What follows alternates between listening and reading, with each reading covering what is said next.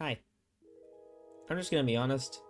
I have no idea how to start this video, but I was planning on doing a world tour for all of you to introduce you to what's right behind me right now. So, I don't really know how to start it. We're just gonna go. So, I've had this world for close to a year now. I believe July 13th will be the 1 year anniversary. Now you might notice it's not hardcore, because normally when people mention that, it's a hardcore world.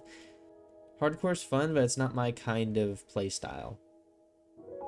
Because if I lose all this, I'm gonna feel awful, and I won't really be able to see it again other than in spectator, and I don't want that to happen.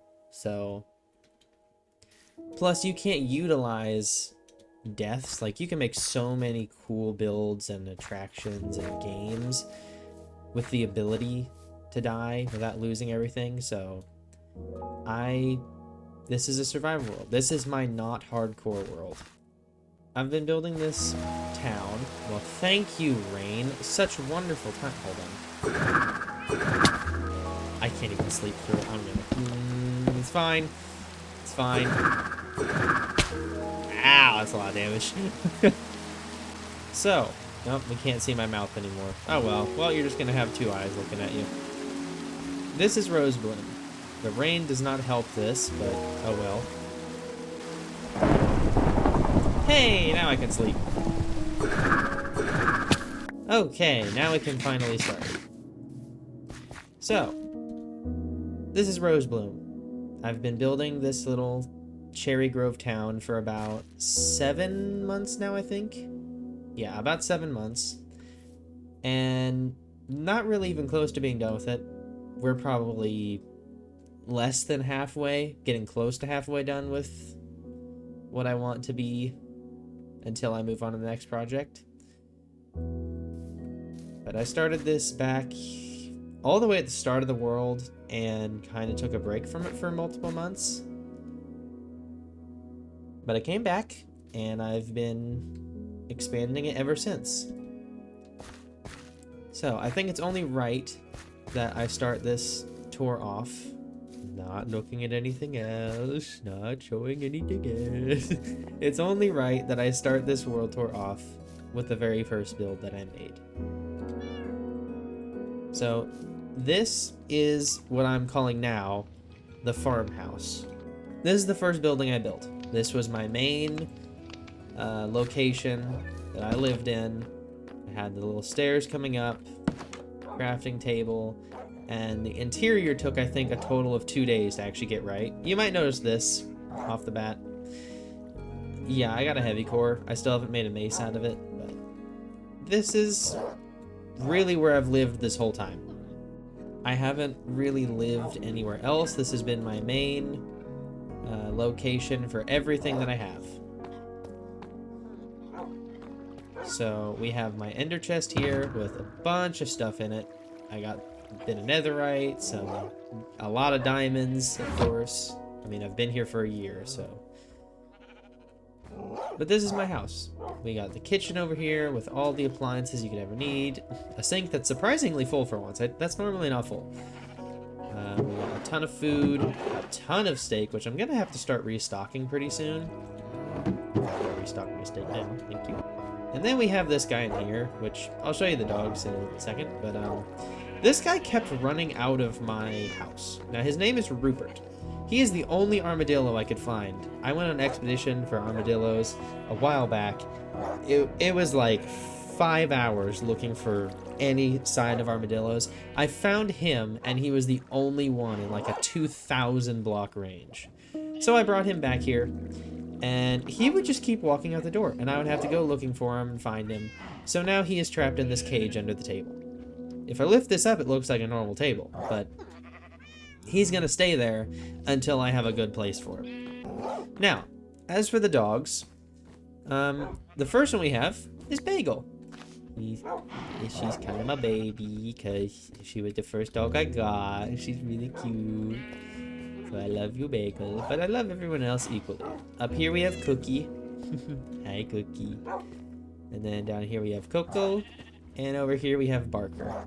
I wanted to go with like food type names the whole way, but I could not think of anything that he could have resembled that would have been cute. Like I kind of tried to base it off their coats, but I couldn't figure it out, so I just went with Barker for him. And here is my bedroom. We got a little creeper head here. We have a soul lantern for a nightlight, a lodestone, which I do have a lodestone compass up in my attic for if I go on an adventure and I don't really care to use coordinates a lot unless I really have to, so I will bring the compass with me to lead me back here. But I have a desk, azalea plant, and peaches. Now this is not my only cat, but the only named one. I still need a name for one cat out here, but I'll get to that soon.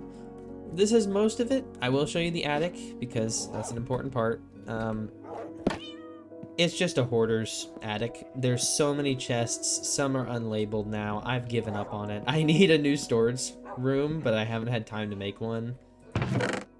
I have so much stuff in here. I have 8 totems from a raid I did. I have so many books, all types of wood and potions and farm things and even more books and trial keys because there is a trial chamber very close to me, which I'll show you. The moss, I have it. I've been trying to keep it sorted up here at the very least, but it's getting out of hand. But yeah, that is the very first building that I made in this world. My original plan for this world, I can actually go over this a little bit, was to have kind of camps around the world, which is why this totem pole is here. This is like the only remnant other than the house of that first campsite that I made. I was going to make these totem poles with a custom banner at every campsite I made. There was a little gate opening over here. There was a farm. There was a horse stable right here for Harold, my horse. Hello, how you doing? Sorry you've been tied to a pole for a month. But there was a sugarcane farm up here. There was so much here. But it has all since been redone. Right here is just a little flower bed I made. I kind of redid this whole center area at once, apart from this. But yeah, there's a little flower garden here. The pale garden and nether stuff is kind of leaking into this flower garden a bit. Trying to tell a story, maybe you can figure it out. But I did realize that these don't grow unless you have 4, so I kind of just use them as decoration around, which is kind of cool. And then I have some of the leaves and the trees decaying, I guess, is what you could say. Then over here we have the pumpkin patch, which is not fully done because I plan to expand it a little bit around this more, but this is where the horse stable was, and I built this before I took the horse stable down, so yeah. But I have a little pumpkin patch here. I put some sea pickles and some candles on top of it to make it look like stems, and I think it looks pretty good. The campsite. Now, it's just a little campfire area. This has been here since I originally constructed this house, which was before these flower patches in the pumpkin field, but yeah, it's been here a bit. I just redid it a little to add some more detail around, and you can kind of see like there's some flowers, there's a bush with a shroom light under it to keep the place lighted, and I don't know, it's just a nice area to sit down and relax. But over here there's the pumpkin farm, which I don't ever use. I think I might have harvested this once. Over here we have the little fisherman's hut, which, I mean, it's not really a fisherman's hut. It's just a place for more villagers. We got Mr. Looting 3 and Depthstrider 1 and Unbreaking 3 and Frostwalker 2, so they're kind of just sitting in there. I don't have a place for them. Now over here you can see I have the dock coming off the fisherman's hut, and it just comes out to right over this lake. This lake does have a kind kind of interesting story, I guess. This was a ravine. This whole thing from out there all the way up to, I think, about here, it was a ravine. In fact, if I jumped in, you could actually see it. You can kind of see how it cuts in right down to about there. It was a little ravine area. It went down. There is actually a way to get to a cave from here, but it's blocked off now. I've tried to fish here a bit, which you can't do and get treasure fishing because it's not full water source blocks all the way down, which I didn't realize was the issue, but we're not going to talk about that. All right, moving on though. Where do we look next? Let's go over to these guys. Why not? This is the training area. I'm technically not done with it because, as you can see, there's a chest monster forming with a lot of stuff in it. But this was about a week, 5 days, sometime around that, week or 5 days ago that I made this. I don't remember. Sometime in that section. I couldn't think of what to put on top of this for probably a good month. So in the end, I was just like, what would be something that I can come out here and do if I'm just bored? And I thought, let me just shoot the target blocks, and it's something to do, so I put it here. I plan on making like a mini game here. I plan on a greenhouse, a tree with a swing, and it's just like, I don't care. So this is here. I'll probably put like something else in the middle here because it's kind of flat, but yeah, this is just a little nice area for me to come out and shoot some targets if I'm bored. And this is the other cat I mentioned, apart from Peaches, that I have. I haven't named him. I kind of want to, but I'm not really sure what to name him, and I just don't know where to put him. So he's just sitting here. But over here, we have the villager wagon. Now, this barrel normally has spruce logs and a ton of sticks, but I've used them all in a current project I'm working on, which I may show or I may not. You might have to watch streams when I get around to them to see that. But anyways, this is just 4 villagers. Well, 5 technically. I'm not really sure why he's going. There's an open bed. He's trying to get out. I think that's his bed. But this just has all the villagers that I need. So we got 2 Fletchers to trade sticks. We have a librarian, which sells me mending, and Frostwalker, which I don't think I've ever bought. We have this guy, which I haven't traded with once, which I need to give a different job. I think he's linked to that barrel out there. And then we have the cartographer, which gave me the map to my trial chambers. That's pretty near to me. So this will probably get removed because I have different plans for this upper cliff section. But it's pretty cool. I like it. It was one of the earlier builds. It might have actually been earlier than that area over there, now that I think about it. But you still get to see it. Now here, these guys are just kind of here because I need them. There was a sheep farm out front, which I've removed, and there was a cow farm up this path right in this spot here, which we will not say what happened to the cows, but you guys remember my stick, right? We're not gonna mention that, but yeah. So this building here is, as this iron golem is presenting to us, it is an iron farm.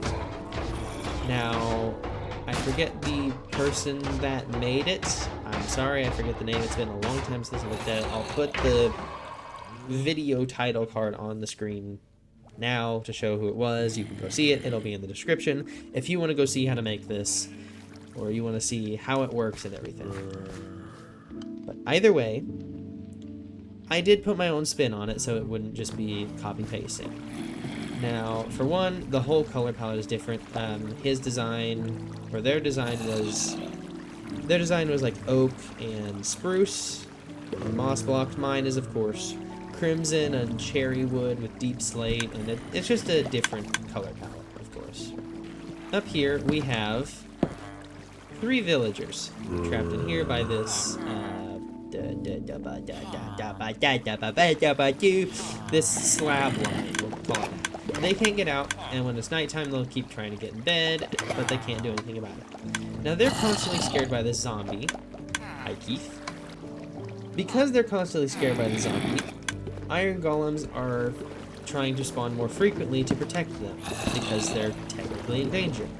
But there's nowhere for the iron golems to spawn because this whole floor is spawn-proof. It can't get in. Same with out here. It's all spawn-proofed. There's not a single block that they could spawn on because this is too short, and everything else has a sign or a trapdoor or a button or a fence sitting on top of it. The only place for them to spawn is down here because it's big enough. It has flowing water, which doesn't count as a full block, and they'll just drop in here, get pushed along by the water, and the pressure plates stop the water and everything, and they'll just keep going until they go down this little waterfall here into the kill chamber. The items will get picked up on a hopper line right there, and they will go right down into the area right below this, which I'll show you in a minute. But yeah, this is my iron farm. It works incredibly well for how it's built, and I like it. But that's not the only farm it is, because it is also a honeycomb farm, and a honey block farm, technically. I extended the building out 2 blocks, as you can see with that balcony there, from what the original design was, to give it a second purpose, because I wanted a honey farm. I want a honey farm very badly, because honeycombs are super useful for waxing like copper blocks and signs and everything in between, making candles, which are one of my favorite lighting blocks. They're super useful, so I wanted a honeycomb farm, and I thought, what better place to put it than this empty space under this iron farm? It shouldn't bother the iron golems, and should work great. A lot of issues making it. Eventually we got there. It works very well on the honeycomb side, however, honey block side, not so much. Now, over here, this side is working. So, none of these other sections have bottles yet, which I'm still trying to work towards.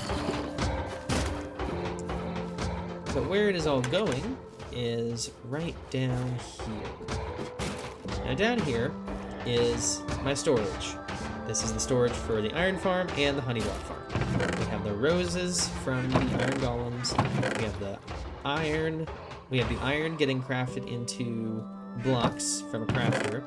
We have the entire thing covered by honeycombs, which is the reason they're stuck on the floor there. And we have honey blocks, which are slowly getting crafted in a crafter and making their way in. Now, I'm just going to show off this cave real quick because I get anyways. Over here, we also have a Bonemeal farm, which has fully stopped working. I need to work on that. But it's got a lot of Bonemeal in it. If this farm was working, you would see how it works. It pushes stone blocks in. There's an observer that detects when it changes. It Bonemeals a single moss block in the middle. And then water pushes everything from the top of the moss blocks into hoppers. It gets composted and pushed up here through these water streams, which will push the Bonemeal into the hoppers and into their respective chest lines. It's very cool. You can see it happen. It's awesome. If this was working, it would be better, but I don't have the time to show it. So, it's raining again. Oh my god. But that is the honey farm and the bees in general. It all works. It's all surprisingly compact up here, and I love it. It's actually very cool. I'm glad that this works as well as it does. But that is not the end of the story for this area, because we have more behind me that you've probably seen. This right here, I had no idea what to do with this section. And then something happened when I was trying to think of what to do with it, and actively building the bee farm. This is Barry. He made it from February to March of this year, but he won't really be missed. He will, but he won't. I have a ton of candles around him to bring up the aesthetics, and firefly bushes and everything. It's a pretty area. there's a story that goes along with this. So, when I was working on the bee farm and expanding this building out to make space for it, there was an incident with an iron golem. I needed to change out some things up in the villager area. I needed to turn off the iron farm so that iron golems wouldn't spawn out here when I'm building, because it wasn't spawn proofed when I was building.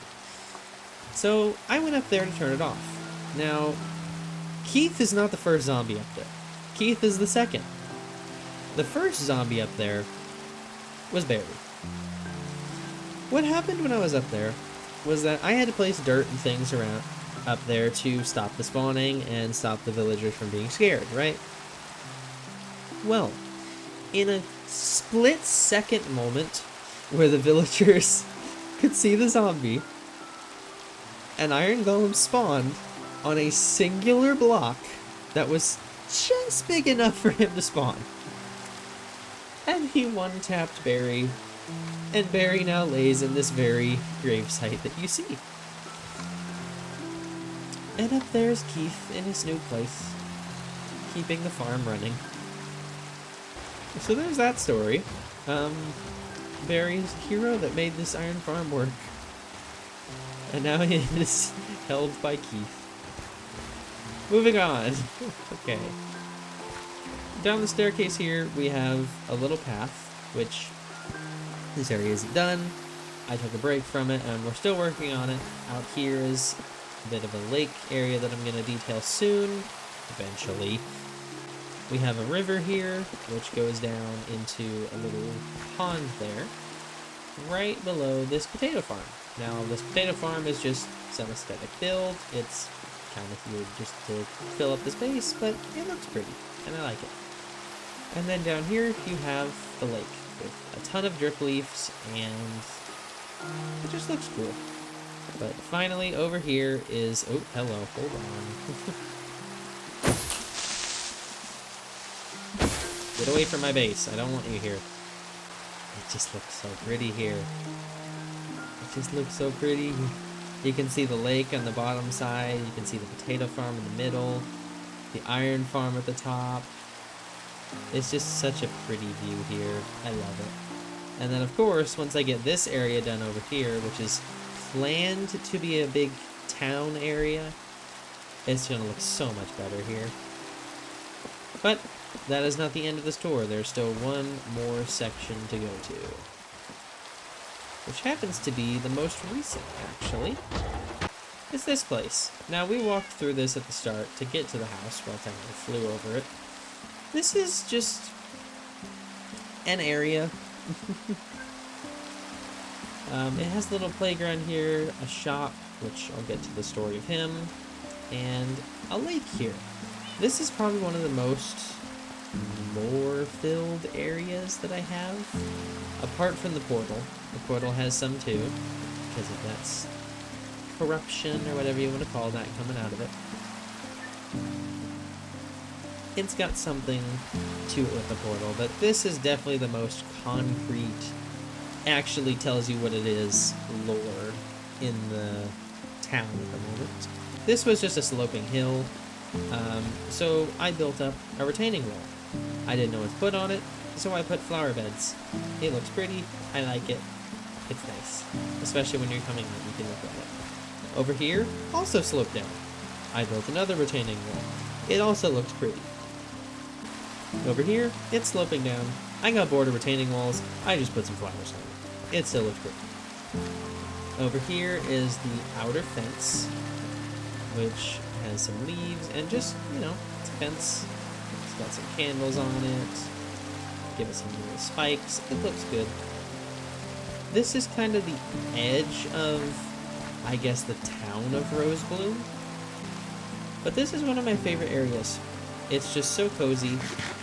It's so nice to look at and just be around. Because at nighttime, there's firefly bushes around, like this guy right here. They give you the ambience, and you can fish, actually, in this, and get treasure. I made sure of it, that it is deep enough that you can fish, and you will get treasure. So, I can come out here, fish for books, fish for saddles, whatever I want. Now up these stairs at the moment, there's nothing. I plan over here to have a horse stable with a horse racing track, because I need a place for Harold over there. He's been lonely and out in the rain too long. He needs a stable. So up there, I plan on horse track, but that's a much later issue. We have this section too, which is, as I just mentioned a second ago, one of my favorites. The tree just looks so good. It's so perfectly balanced, and it's the one place that has rose bushes. This is a little picnic area. Now, who is here? I'm not really sure. I have no story people that would be having a picnic here. It's just a nice little quaint spot just to relax. You can get a nice view of everything. It's nice. It's pretty. Under the cherry tree. It's a very peaceful place, and I like it. But we're ignoring the middle. This center part, I, once again, had no idea what to do with. Eventually, my mind landed on playground. So, this is the Rosebloom playground. It has very little to it. It has a seesaw. Whee! Whee! It doesn't move. We just say it does. Just go along with it. We have a little swan thing, one of those kind of like spring animals that goes back and forth, normally a dinosaur. It's just a swan. It's cool. And then we have the monkey bars, which, yay! It's kind of just fun to run around here. There's a lot to see in Rosebloom. It's a very dense town. It's got a lot of detail put into small areas, which I appreciate that I did. It gives it more life, which I like. And then you have this thing. Now, this is the kind of the first part of the lore that I can talk about of this area. This was not here originally. This park just kind of used to be right here. We would go around. There was probably a swing set. Who knows? This cart is supposed to be up there, because up there's going to be a market area. Now, the owner of this cart, let's just think of him as, the best way I can say it, of Scrooge. Old, rough, not friendly, just wants a ton of money. He is selling magic crystals, amethyst shards, for 4 emeralds each. He also has posted a sign here with, throw them in the water. It's good luck. Not confirmed, but good luck. I just love that sign. It's so stupid, but it's funny. I do have a bit more that I want to do with this guy, but for the moment, this is about all I can get. He just has a little cart here that he's selling crystals to all the children of Rosebloom to steal their parents' money. But finally, we can talk about Heartspring Lake. So, that is the official name of this lake, and it does have a lore reason, which is right here. I kind of tried to make this look like one of those like boards that you can read about, like locations when you're hiking and you see something like a waterfall or something. It'll tell you about it. But that's what I tried to make this look like. It's not going to look like that. But whatever. Time to read. So, this is Heartspring Lake. This strangely shaped lake was discovered in the spring of 487, which this world has different years, which I'll get to in a minute. Its original name when first discovered was the Love-Shaped Lake. However, that name did not stay. No one really remembers who first discovered the lake, other than it was a resident of Shellcall, a nearby fishing village. Once word had spread about this lake, some people traveled to visit, and certain people thought to give offerings to it. A few came back and said that the lake had given them gifts for their offerings, and then more people started visiting the love-shaped lake. Soon after the publicity of this magical lake started to spread, buildings and houses were built. More and more people came to see this lake, and eventually, Rosebloom was born. The lake was soon renamed after Rosebloom was on its legs, from the love-shaped lake to Heartspring Lake, for the small hot spring in the center. Many tourists still give offerings to the lake, hoping that maybe they will get gifts from it. A common guess much of the Rosebloom population has about the gifts is that the lake needs the right offering, so plenty of people offer varying items to the lake. It's unknown how long the lake has been here, or the shape, but the current guess is between 3,000 and 8,000 years, even before the... This is purposeful.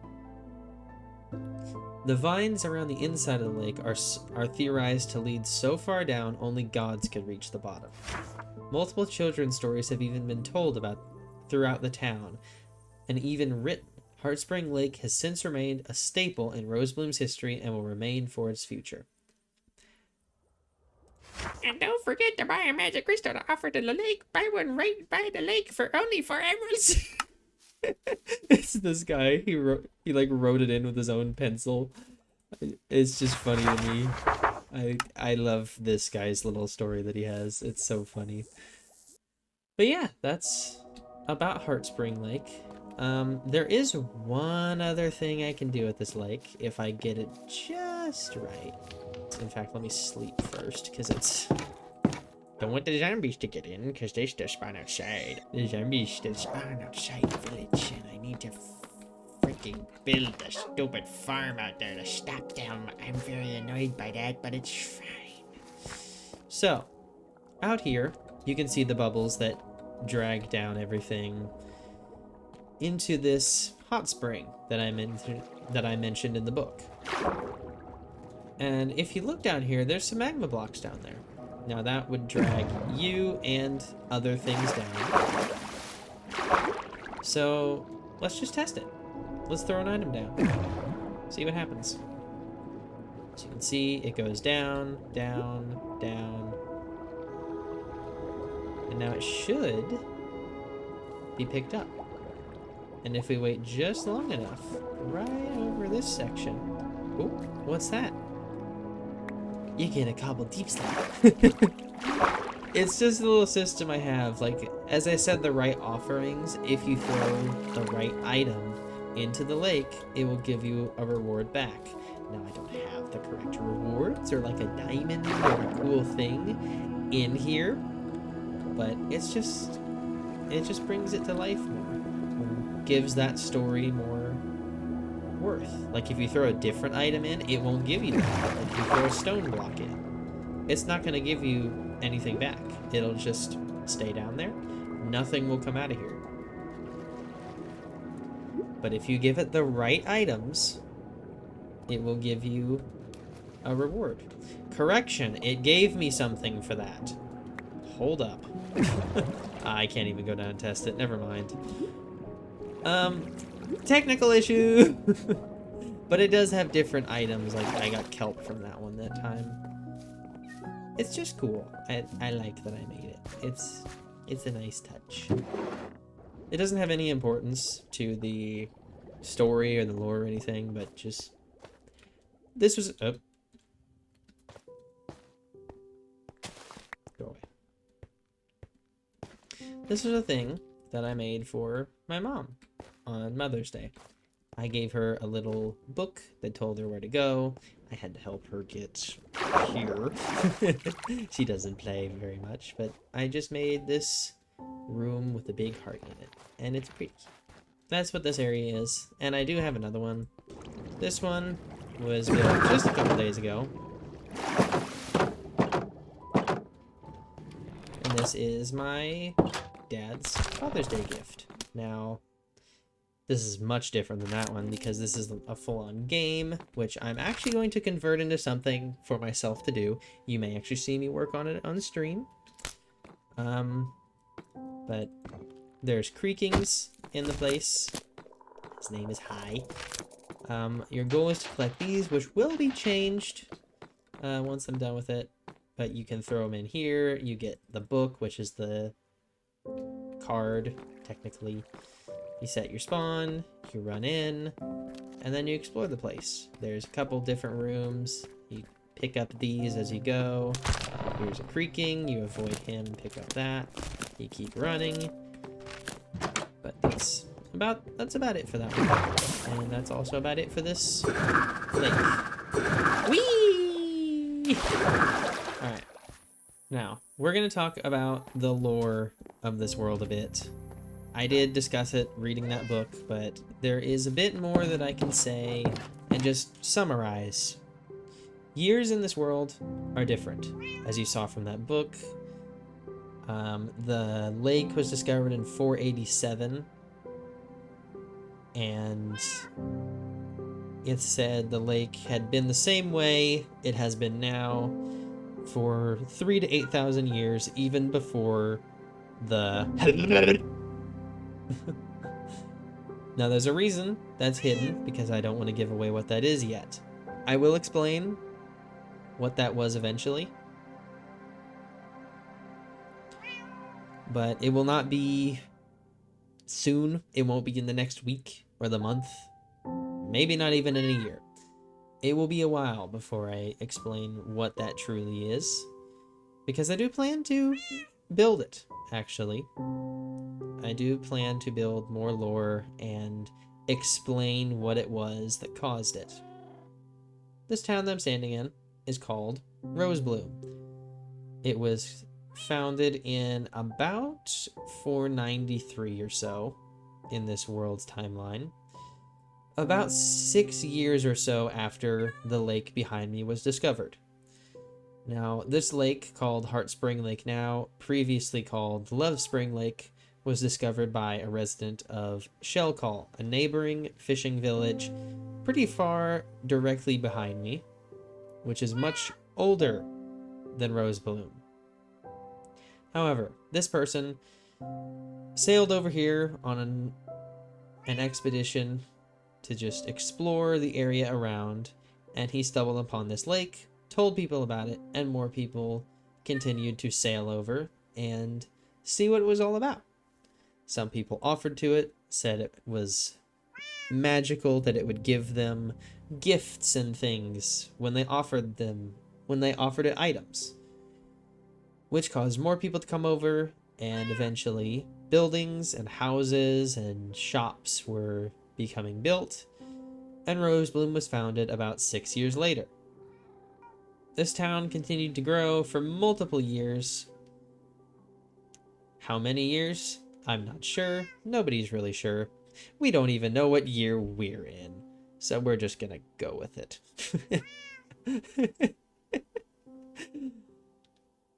But it continued expanding until eventually, over on that rock there, something opened up. What looked to be a portal that had some gray, kind of dead but still organic things coming out of it. And no one really knows what it is. So many people were scared and confused and worried about what it could possibly be. Some people went through to see what it was. Some people didn't come back. And still, nobody really knows what it is. It's just stayed here. It hasn't grown much, surprisingly, but it has slowly, over time, expanded and started reaching out a little farther. And while they are scared and worried of what it could do, many people don't really worry about it. They just continue with their lives like nothing's happening. And that's kind of where Rosebloom is now, is a thriving town that sells many assortments of things, but is most famous for its wide array of rare pink rose bushes. These things that are right below me, that they sell to really anybody that comes in. It's a very popular tourist attraction that many people come to just to see the sights and see this wonderfully magical town full of beautiful roses and an interesting lake that some people say can give you things and grant your wishes. It's a very popular tourist attraction that many people have come to see, and has kind of left its old origins of Shellcall in the dust. Shellcall is a very old, rustic town that not many people care to see anymore. But that is about the lore of Rosebloom as it stands now.